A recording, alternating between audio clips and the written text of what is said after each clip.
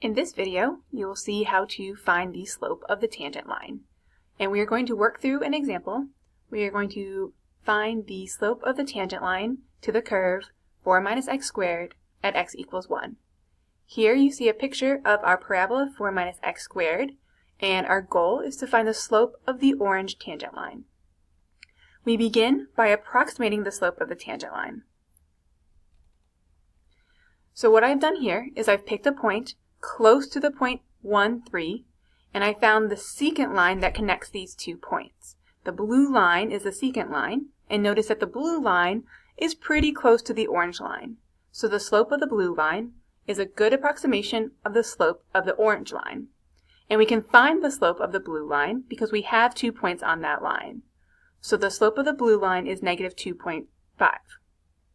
While this is an okay approximation, it's not great, and now we need to figure out how to find a better approximation for the slope of the tangent line. To do this, what we need to do is take the second blue point and move it closer to our original point 1, 3. So in our second picture, we have a better approximation of the slope of the tangent line.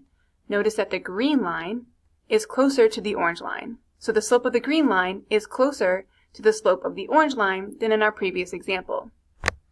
Again, we have 2 points on the green line, our original point 1, 3, and this new point right here.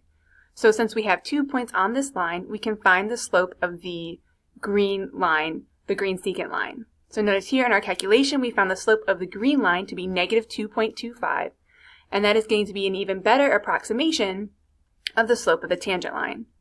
So what we're seeing is that the closer the second point gets to our original point, the closer the slope of the secant line is to the slope of the tangent line.